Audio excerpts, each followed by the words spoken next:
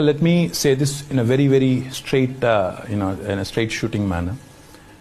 In an ideal world, politics should only happen in the last 6 months. In an ideal world, unfortunately, now the party that runs government of India is in a 24/7 election mode, which we all know. एक दिन एक election हो जाता है, अगले दिन फिर दूसरे जगह रैली चालू हो जाती है. अब मजबूरन हमें भी we have to also step up. The second point I'll try to make. Problem आज हिंदुस्तान में यह है कि लोग ज्यादा मैजिक में विश्वास करने लगे हैं और कम लॉजिक में. तो हमें कभी ना कभी थोड़ा बाहर निकल के समझाना पड़ेगा कि देश की जो आज स्थिति है, जहां आज हमारी देश की महिलाएं हाईएस्ट सिलेंडर प्राइस दुनिया में, पूरे दुनिया में सबसे ज्यादा सिलेंडर प्राइस पे करती हैं हमारी महिलाएं, बताना पड़ेगा उनको.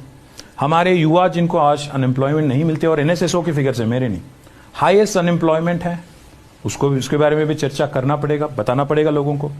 और हाईएस्ट इन्फ्लेशन है 30 इयर्स में, उसके बारे में बात करना होगा. साथ ही साथ सबसे अहम बात, जो बात मोदी जी ने सीएम के नाते किया था कि एक इनएफिशिएंट, करप्ट, इनकॉम्पिटेंट सरकार दिल्ली में बैठी है, इसीलिए आज डॉलर 60 रुपया हो गया.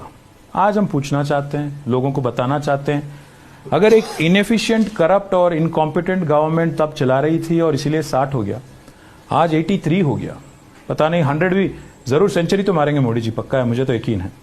तो फिर कौन इनकॉम्पिटेंट है, कौन इनएफिशिएंट है, कौन करप्ट है, इस बारे में भी तो चर्चा होना चाहिए. आज हिंदुस्तान में क्या हो रहा है कि इस बात के बारे में कोई चर्चा नहीं करना चाहता.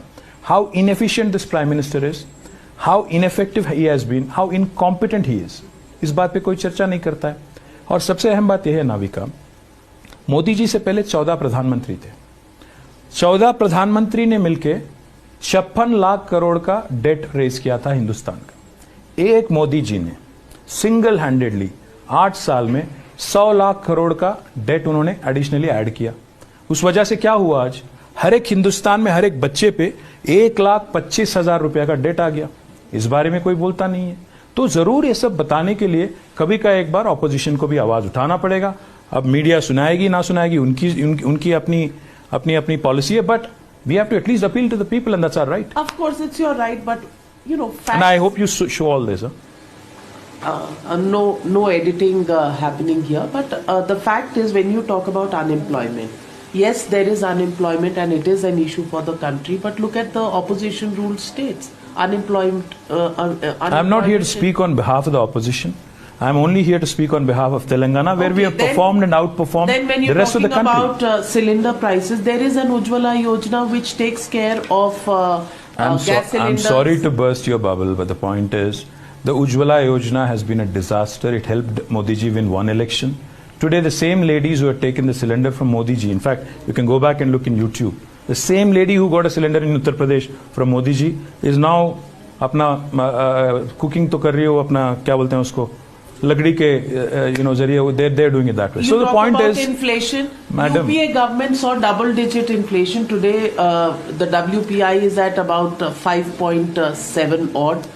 Whatever jugglery anybody does, the fact is the highest inflation in the last 30 years is under Prime Minister Modi. Highest unemployment in the last 45 years is under Prime Minister Modi. Highest cylinder price in the world is India. Highest devaluation of currency is the worst performing currency in Asia. Asia is rupee. And who's responsible for this? Either Narendra Modi ji or Nirmala Sitharaman ji. Whoever wants to take the blame, let them take it.